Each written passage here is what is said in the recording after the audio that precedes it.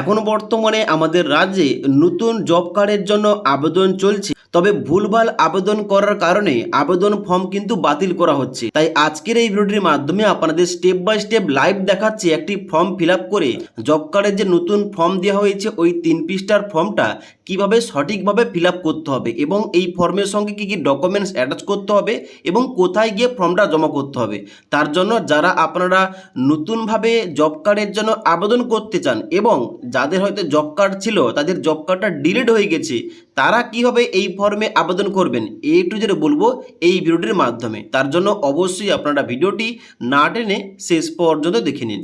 তো অনস্ক্রিন দেখতে পাচ্ছেন আমি কিন্তু জব কার্ডের যে নতুন 3 পৃষ্ঠার ফর্ম ওই ফর্মটা ওপেন করে রেখেছি এবং এই ফর্মটা কিন্তু আমি ফিল আপ করেছি। এবার আমার পরিবারে মোট 4 জন, সেই অনুযায়ী কিন্তু ফর্মটা ফিল আপ করেছি। মানে আমার বাবা এবং মা রয়েছে এবং আমি এবং আমার স্ত্রী, তো এই 4 জন মিলে কিন্তু এই ফর্মটাই কিন্তু ডাটাগুলো দিয়েছি। এবং আপনার পরিবারে যতজন সদস্য রয়েছে, যতজনকে জব কার্ডে অ্যাড করতে চান অবশ্যই সেইভাবে ফর্মটা ফিল আপ করবেন।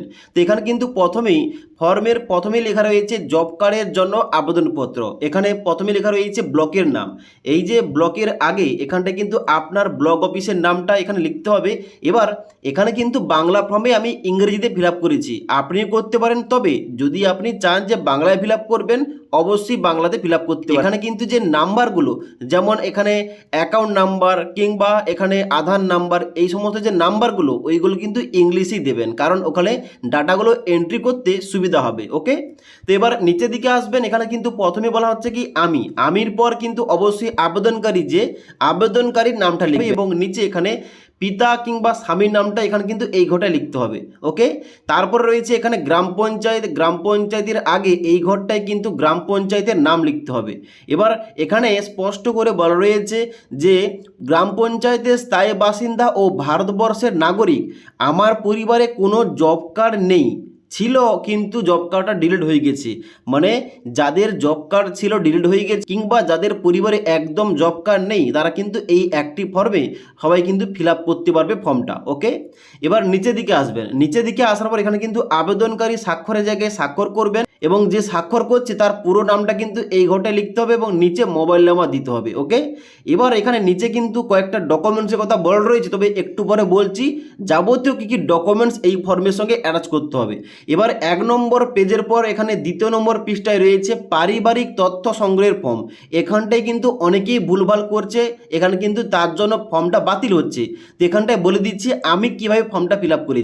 দেখুন, আমার নাম বিশ্বজিৎ মণ্ডল, এবার আমার বাবার নাম রবীন মণ্ডল। এবার এখানে কিন্তু অবশ্যই সেইভাবে ফর্মটা ফিল আপ করেছি। এবার এখানে যেহেতু আমি আবেদন করছি জব কার্ডের জন্য, যার জন্য আবেদনকারী নামের জায়গায় আমার নাম দিয়েছি এবং আমার পিতার নাম কিন্তু নিচের ঘরটাই দিয়েছি।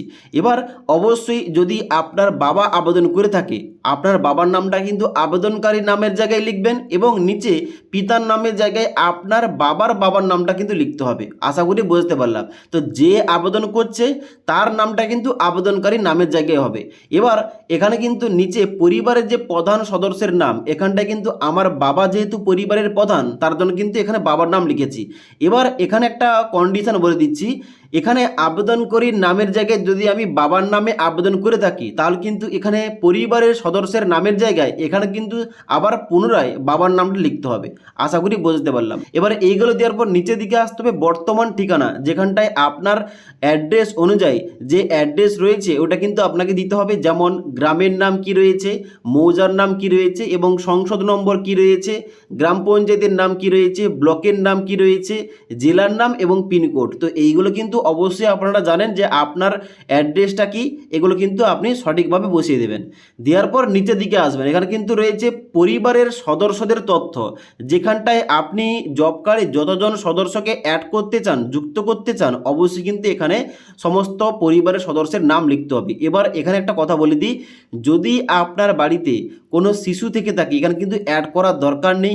আপনার পরিবারে যদি কোনো মেয়ে সন্তান থেকে থাকে অ্যাড করার দরকার নেই, কারণ মেয়ের বিয়ের পর কিন্তু সে শ্বশুরবাড়িতে গিয়ে তার স্বামীর সঙ্গে কিন্তু এই নতুন জব কার্ডের জন্য আবেদন করতে পারবে, এখানটায় অ্যাড করবেন না। ওকে, তো এখানে কিন্তু অবশ্যই যে সমস্ত প্রাপ্তবয়স্ক কাজের সক্ষম যে সমস্ত ব্যক্তি রয়েছে তাদের নামগুলো অ্যাড করবেন।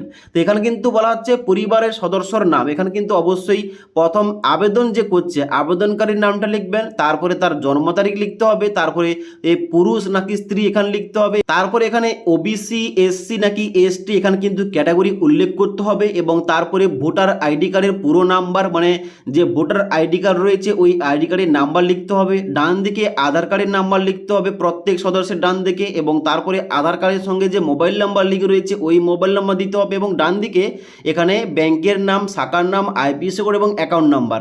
এবার এখানে যে ঘরটা ছোট দেওয়া রয়েছে এখানে চাইলে আপনি যে ব্যাংকের নামটা ওটা কিন্তু শর্ট ফর্মে লিখতে পারবেন, যেমন কিন্তু এখানে আমি এসবিআই লিখেছি এবং তারপরে আইপিএসসি কোড দেওয়ার পর নিচে কিন্তু অ্যাকাউন্ট নাম্বার দিয়েছি।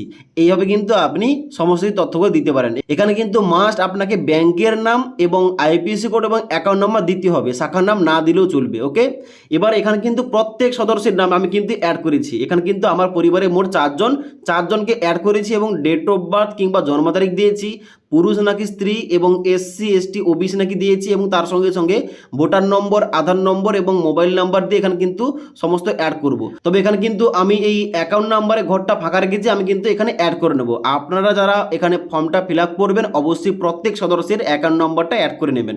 এবার নিচের দিকে আসবেন, নিচের দিকে আসার পর এখানে আবেদনকারী স্বাক্ষরের জায়গায় এখানে আবেদনকারী যে আবেদনটা করছে আবেদনকারীর নামের জায়গায় যার নাম লিখেছেন সে কিন্তু এখানটায় স্বাক্ষর করবে, এবং নিচে পুরো নামের জায়গায় তার পুরো নামটা লিখতে হবে। নিচের দিকে আসবেন, নিচের দিকে আসার পর এখানে 3 নম্বর পৃষ্ঠা রয়েছে আধার কনসেন্ট ফর্ম, এটা কিন্তু ইংরেজিতে রয়েছে এবং নিচের দিকে এলে এখানে কিন্তু বাংলাতেও রয়েছে। যারা আপনারা বাংলাতে ফিল আপ করছেন অবশ্যই এখানে বাংলার এখানে কিন্তু এইটা ফিল আপ করবেন, এবং যারা ইংরেজিতে ফিল আপ করছেন অবশ্যই কিন্তু এই ইংলিশটা ফিল আপ করবেন। তো এখানে কি বলা হচ্ছে আই দিয়ে এখানে কিন্তু অবশ্যই আবেদনকারীর নাম লিখতে হবে। এবার যাদের এখানে জব কার্ড আগে ছিল ডিলিট হয়ে গেছে তার পুরনো যে জব কার্ডটা ওই জব কার্ডের নাম্বারটা এই ঘটা লিখতে হবে। তবে যারা নতুন আবেদন করছে তাদের কিন্তু এখানে কোনো কিছু দেওয়া দরকার নেই, যেমন আমার ক্ষেত্রে আমার কিন্তু জব কার্ড নেই, তাদের কিন্তু এখানে জব কার্ডের নাম্বারটা দিইনি। এবার তারপরে কিন্তু আধার নম্বরের জায়গায় আবেদনকারী যে আবেদন করছে তার আধার কার্ডের নাম্বারটা বসিয়ে দিতে হবে, এবং নিচের দিকে আসার পর এখানে কিন্তু ডেটটা লিখতে হবে। আমি ডেটটা দিইনি কারণ আমি যে ডেটে জমা করব ওই ডেটটা দেবো, তার জন্য আপনি যে ডেটে জমা করবেন অবশ্যই এই ডেটটা এইখানে বসে দেবেন। তারপর নিচের দিকে আসার পর এখানে সিগনেচারের জায়গায় আবেদনকারী স্বাক্ষর এবং নিচের নেমের জায়গায় তার পুরো নামটা লিখতে হবে। তো এই হলো মোট ফর্ম ফিল আপ। এবার এই যে ফর্মটা ফিল আপ করে আপনার যে গ্রাম পঞ্চায়েত কিংবা পঞ্চায়েত অফিস রয়েছে ওখানটায় কিন্তু আপনাকে জমা করতে হবে। ফর্মের সঙ্গে কি কি অ্যাটাচ করবেন, ফর্মের সঙ্গে অবশ্যই আপনার ভোটার কার্ড, আধার কার্ড, ব্যাংকের পাসবই এবং জাতি শংসাপত্র, অর্থাৎ আপনি যদি এসসি এসটি ওবিসি হয়ে থাকেন আপনার কাস্ট সার্টিফিকেট এবং রেশন কার্ড, এই কটি ডকুমেন্টস কিন্তু একসঙ্গে অ্যাটাচ করে জমা করতে হবে। তবে একটা কথা বলে দিই, পরিবারের সদস্যদের যতজনের নাম অ্যাড করেছেন ফর্মে প্রত্যেক সদস্যের Aadhaar card, voter card, ration card, bank passbook এবং পাসপোর্ট সাইজের ফটো এবং এখানে কাস্ট সার্টিফিকেট লাগবে যদি থেকে থাকে।